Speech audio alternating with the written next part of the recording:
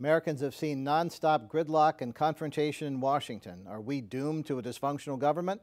We'll talk about that next on Global Perspectives. This program is made possible in part by funding from the UCF Global Perspectives Office, the Global Connections Foundation, and the India program at UCF.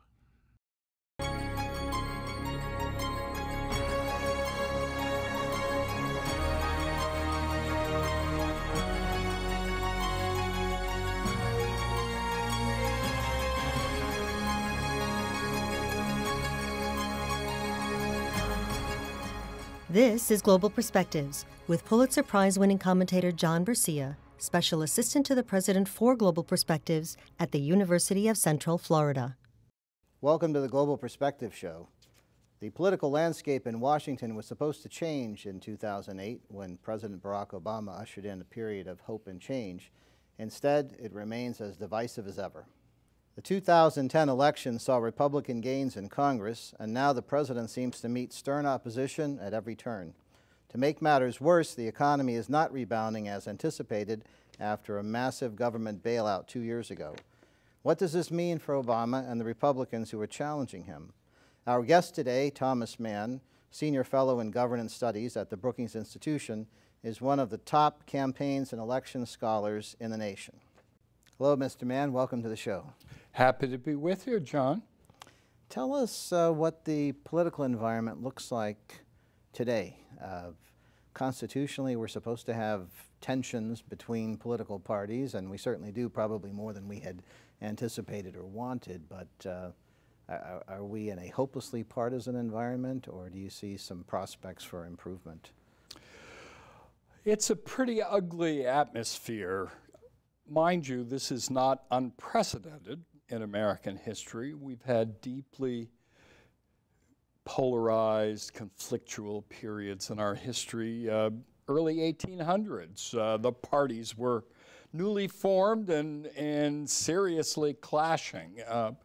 The lead up to the Civil War saw bitter fights that ultimately failed to hold the nation together in the Congress. We had a polarized period in the late 19th, early 20th century as well. But we've gone many, many decades with a fair amount of overlap between the parties, which means cross-party coalitions were possible. The parties weren't sufficiently unified in their distinctive ideological views that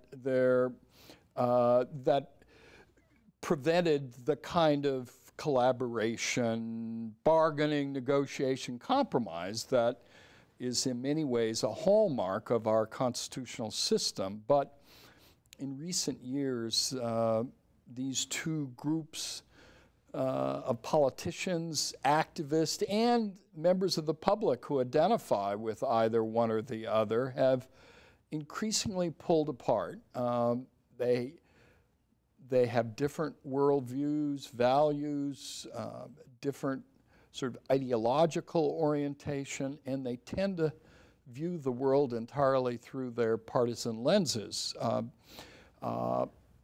If we had a parliamentary system of government where majorities rule, then one could imagine navigating this system okay, but we have this mismatch. We have parliamentary-like parties, but they then produce a government that has to operate in a system designed for separation of powers, for checks and balances, a bicameral legislature, and non-majoritarian hurdles, supermajority hurdles to navigate. So this has produced a bit of a mess in Washington. But can we, at this stage in our history, can we afford such a mess? With the economy in shambles, with other rising powers in the global system, isn't it awfully risky for us to continue on this intensely bipartisan path that prevents progress? It's terribly risky. If you think about it, you mentioned Barack Obama's election in 2008 and the sense of hope in the campaign. Of course, he immediately inherited a disastrous economic situation, one he hadn't anticipated, and immediately had to begin to pick off on the course initiated by outgoing President George Bush and try to keep the financial system from freezing out and to keep this economic shock from descending into a recession, or more importantly, potentially a real depression. So it took some extraordinary steps, and the irony, the pathetic reality is that Republicans caught up in this permanent campaign, this war between the parties, felt motivated, obliged to move into opposition from day one, announcing their goal, primary goal, was to deny the president a second term. We're in the midst of an economic crisis. He'd just come off a rather stunning election victory, and the minority parties is in effect saying they're in full opposition mode. They will work to keep all Republicans from participating in developing any of these programs, and they will use the filibuster in the Senate to deny the president a victory wherever they can, and where they can't, they will seek to delegitimize the accomplishments with the American people, and then nullify whatever laws are enacted by denying confirmation to appointees to run new agencies and funds to allow the reforms to proceed. So the really unified Republican opposition to Obama reinforced the reality that we have partisan wars.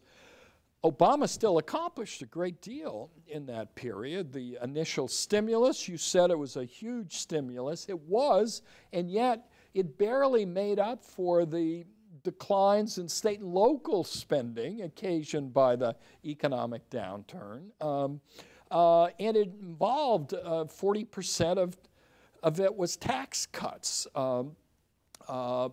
But as he moved on to other agenda items, there was the same kind of unified opposition. So in the end, a president who had promised a post-partisan world found himself with no bargaining partners, and eventually had to piece together with Democratic support alone. But once the Republicans took control of the House in the 2010 election, then they were in the position to pursue a different strategy, which was really hostage-taking. It was threatening government shutdown, a default of the public debt, unless the Democrats and the president agreed to their proposals for immediate spending cuts. Wisdom of that policy is greatly debated, perhaps not so wise. But it seems to me that if we were in a period of prosperity, you could afford that kind of back and forth even at such a fierce level. But given that we have the most severe economic crisis we've faced since the Great Depression, foreign wars, a terrorist threat, and other issues, wouldn't you think that the parties would want to find some common ground so that they can solve these problems that are challenging America's security and stability? One would hope so.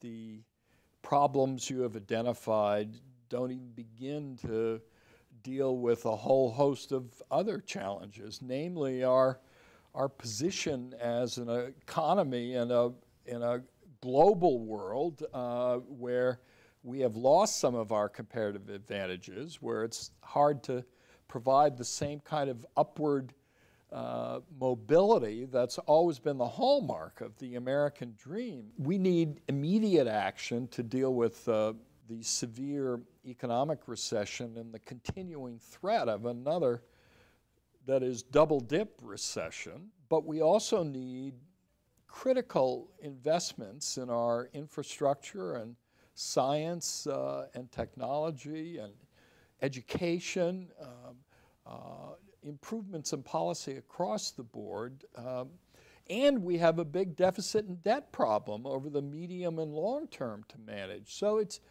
big challenges, and yet at the present, the public hasn't in effect, empowered a government that's in a position to put comprehensive policies in place. They, ironically, they were so frustrated by the first 2 years of Obama, not so much by specific policies he proposed, they kind of liked those, but came to believe they must have been failures because the economy wasn't markedly improving.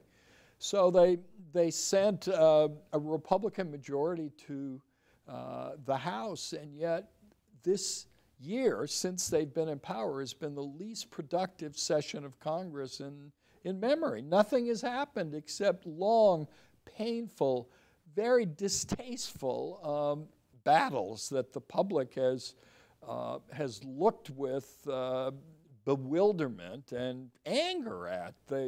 Their consumer confidence collapsed, their trust in government's capacity to do anything has collapsed, and yet ironically they themselves created the conditions for that. When you're angry and you just say no to the rascals in power, then it isn't clear you're going to do anything to actually improve our well-being. So the real challenge is to figure out a way to channel public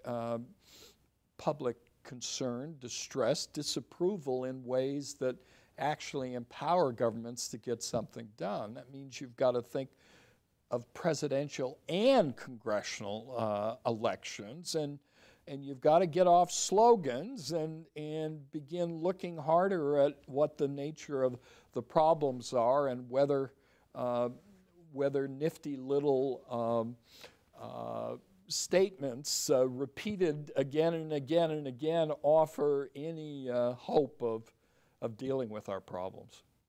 Is bipartisanship dead? And the reason I ask this, it almost seems like a dirty word today.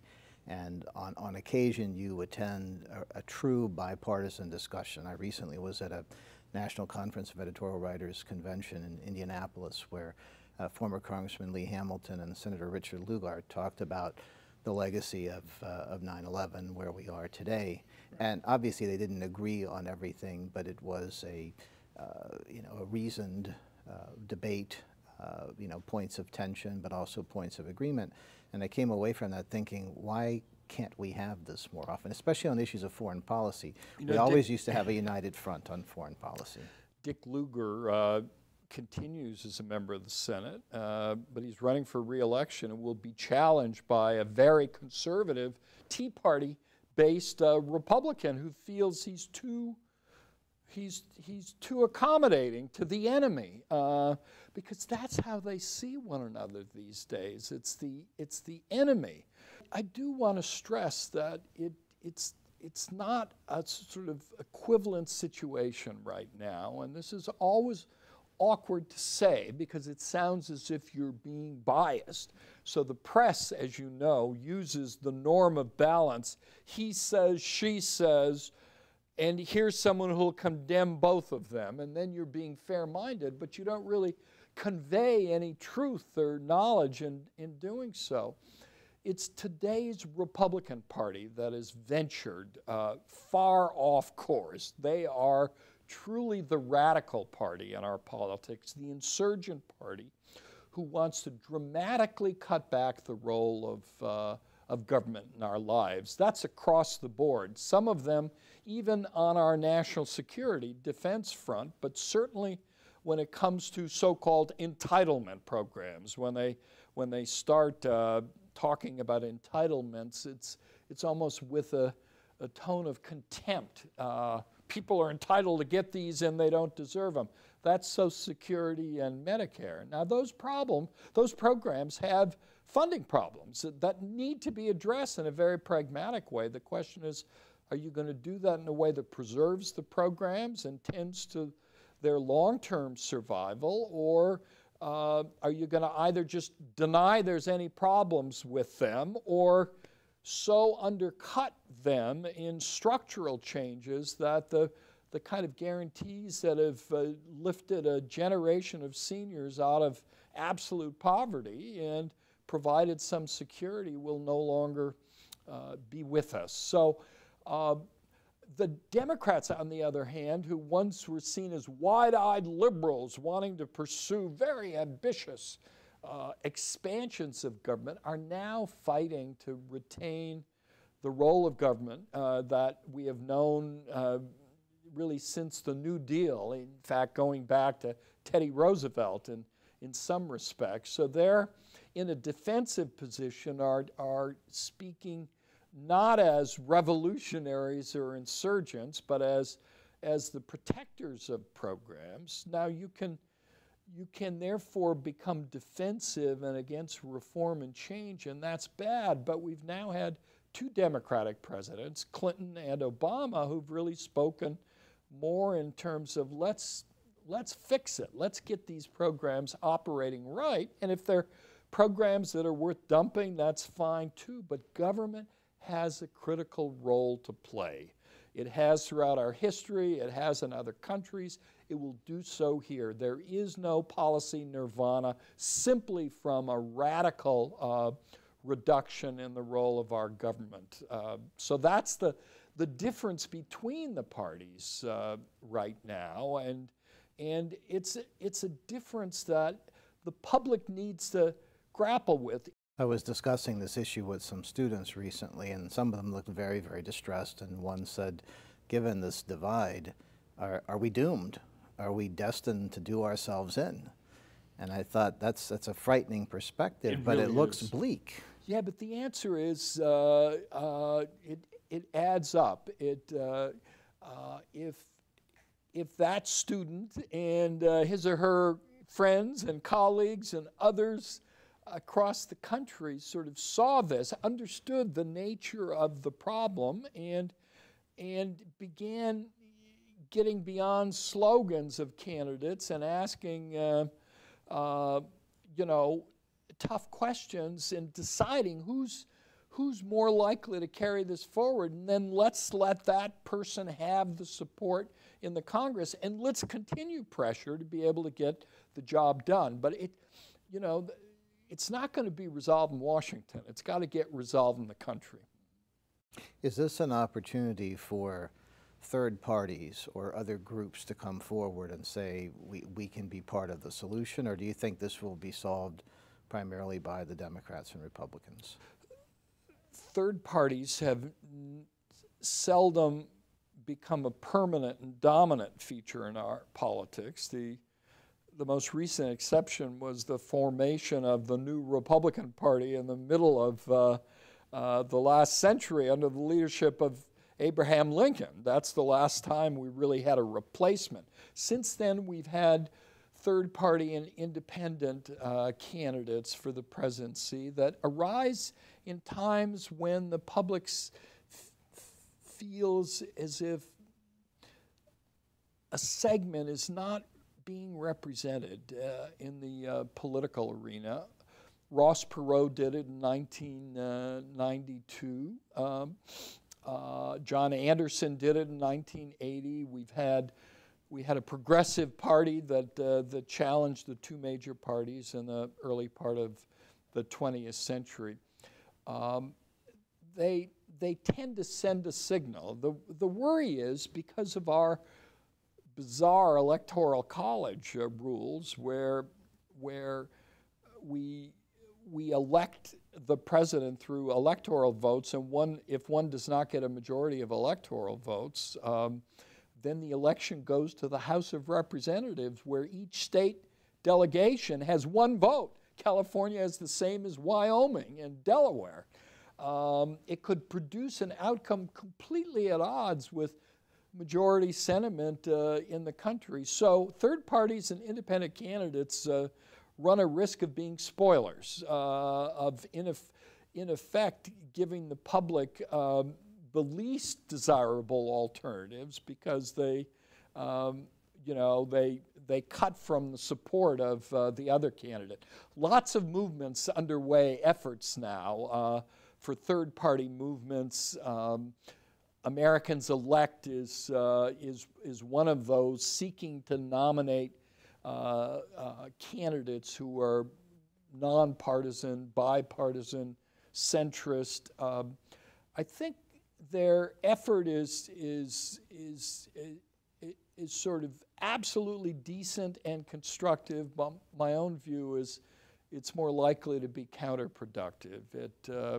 It imagines this radical center in the American public that's ready to rise up and respond to a candidate who asks them to eat spinach and nothing else, when in fact most Americans have pretty strong views one way or another. So I think the answer lies in the public sending clear signals to the two major parties by way of discipline of what goes and what doesn't go, and then working it out through our normal party process. So to sort of close, are you optimistic about election 2012 and beyond, or are we in for a rough period? Right now, the public reports, 6% approval of Congress, 10% think the government can handle our problems. The president's approval ratings are around 40%.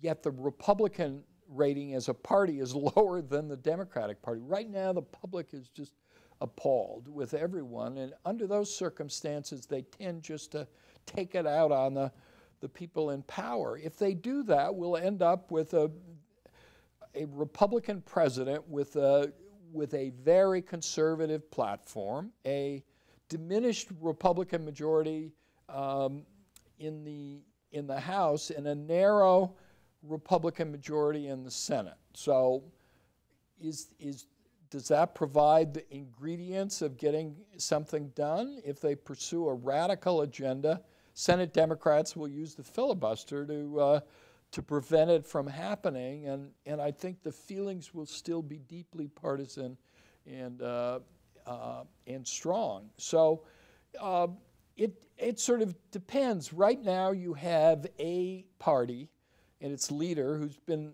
looking to create a grand bargain with the Republicans. Republicans have said no deal if there's any increases in taxes. There will be increases in taxes, I guarantee you. I'd bet my life savings on it over the next decade. But right now, that's preventing the kind of action. So what you need is some signal that tells the Republican Party to move back toward the center in some way, of changing the electoral and political dynamics within the party. Right now, it's the Tea Party that's proposing, stand and fight, don't bargain and compromise. Well, what if all the Tea Party identified candidates got defeated in the election? That would send a signal of sorts, wouldn't it? So that's, who knows what's going to happen. I'm not terribly optimistic, but I always remember that we've been through tough periods before where politics hasn't been up to the problems that we confronted, and then either spurred by a public that sends a clear message through an election, or the nature of the challenge and problem we confront leads eventually to crisis response and coming together, if only temporarily. I suspect we'll do it again. On that note, I'd like to thank you for joining us today, Mr. Mann. Thank you. And thank you. For the Global Perspective Show, I'm John Bercia. We'll see you next time.